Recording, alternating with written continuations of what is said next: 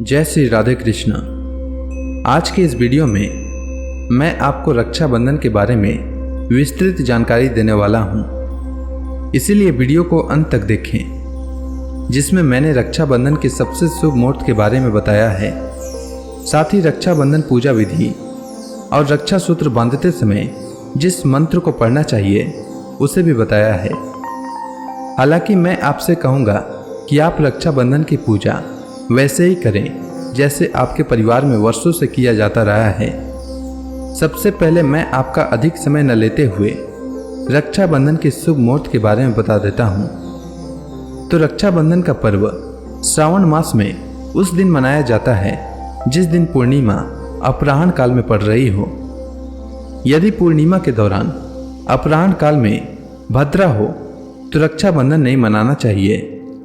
ऐसे में यदि पूर्णिमा अगले दिन के शुरुआती 3 मुहूर्तों में हो तो पर्व के सारे विधि विधान अगले दिन के अपराह्न काल में करने चाहिए। लेकिन यदि पूर्णिमा अगले दिन के शुरुआती 3 मुहूर्तों में न हो तो रक्षाबंधन को पहले ही दिन भद्रा के बाद प्रदोष काल के उत्तरार्ध में मना सकते हैं। इसे समझने के लिए देखना होगा कि श्रावण पूर्णिमा तिथि कब से कब तक है और भद्रा काल कब समाप्त हो रहा है। तो 11 अगस्त 2022 को सुबह 10:38 से पूर्णिमा तिथि की शुरुआत होगी और 12 अगस्त 2022 को सुबह 7:05 तक समाप्त होगी। श्रावण पूर्णिमा वैसे तो उदया तिथि के अनुसार 12 अगस्त को है, पर जैसा कि मैंने कहा था कि रक्षाबंधन का पर्व श्रावण मास में उस दिन मनाया जाता है जिस दिन पूर्णिमा अपराह्न काल में पड़ रही हो, और ऐसा 11 अगस्त को हो रहा है। इसीलिए रक्षाबंधन का पर्व 11 अगस्त को मनाना उत्तम रहेगा। पर 11 अगस्त को राखी कब बांधना है इसके लिए देखना होगा कि भद्रा काल कब समाप्त हो रहा है, क्योंकि भद्रा समाप्त होने से पहले रक्षा सूत्र बांधना अशुभ माना जाता है। तो 11 अगस्त को भद्रा पूज शाम 5:17 से शाम 6:18 तक और भद्रा मुख शाम 6:18 से लेकर रात 8 बजे तक रहेगा। भद्रा रात 8:51 तक समाप्त होगा। इसीलिए राखी बांधने का सबसे शुभ प्रदोष काल का मुहूर्त रात 8:51 से लेकर रात 9:13 तक रहेगा। आपको इसी समय राखी बांधना या बंधवाना चाहिए। पर कई जगहों पर ऐसी भी मान्यता होती है कि रात में राखी नहीं बांधना चाहिए। तो जिनके यहाँ ऐसी मान्यता है वे अगले दिन 12 अगस्त को पूर्णिमा तिथि समाप्त होने से पहले राखी बांध या बंधवा सकते हैं। रक्षाबंधन के दिन बहनें भाइयों की कलाइयों पर रक्षा सूत्र या राखी बांधती हैं। साथ ही वे भाइयों की दीर्घ आयु, समृद्धि व खुशी आदि की कामना करती हैं।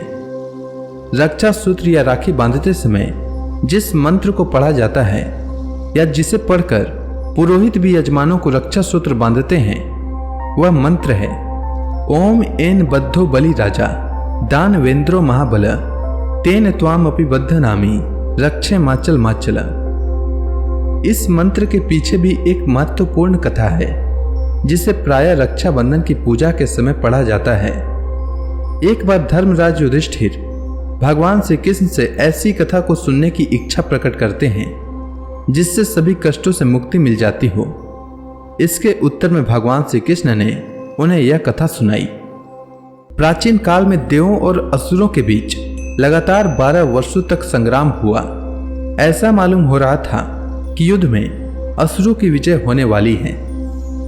दानवों के राजा ने तीनों लोकों पर कब्जा कर स्वयं को त्रिलोक का स्वामी घोषित कर दिया था। दैत्यों के सताए देवराज इंद्र गुरु बृहस्पति की शरण में पहुंचे और रक्षा के लिए प्रार्थना की। श्रावण पूर्णिमा को प्रातःकाल रक्षा विधान पूर्ण किया गया। इस विधान में गुरु बृहस्पति ने जिस मंत्र को मैंने बताया उस मंत्र का पाठ किया। साथ ही इंद्र और उनकी पत्नी ने भी पीछे पीछे इस मंत्र को दोहराया। इंद्र की पत्नी इंद्राणी ने सभी ब्राह्मणों से रक्षा सूत्र में शक्ति का संचार कराया और इंद्र के दाहिने हाथ की कलाई पर उसे बांध दिया। इस सूत्र से प्राप्त बल के माध्यम से इंद्र ने असुरों को हरा दिया और खोया हुआ शासन पुनः प्राप्त किया। इसके अलावा भी कई अन्य कथाएं प्रचलित हैं जिसे मैं आपको रक्षाबंधन के दिन सुनाऊंगा। पर अभी मैं आपको रक्षाबंधन की पूजा विधि के बारे में बता देता हूँ। तो रक्षाबंधन के दिन सबसे पहले स्नान करके पवित्र होना चाहिए और देवताओं को प्रणाम करना चाहिए।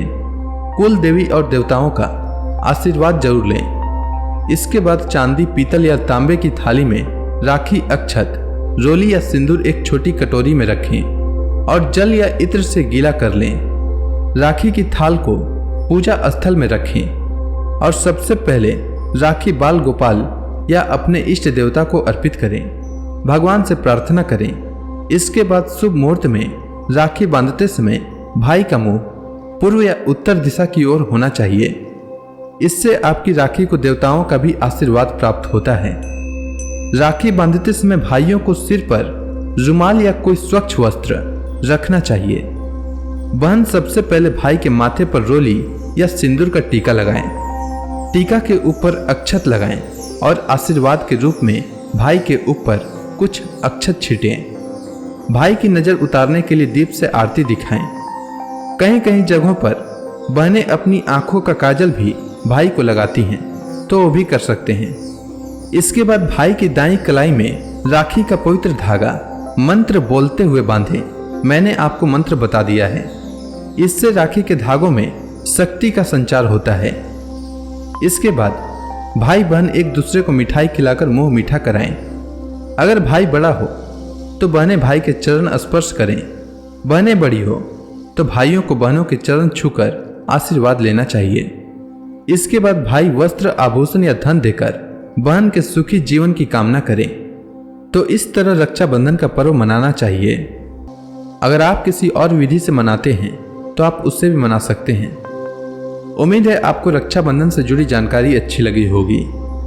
वीडियो के अंत तक बने रहने के लिए आपका धन्यवाद।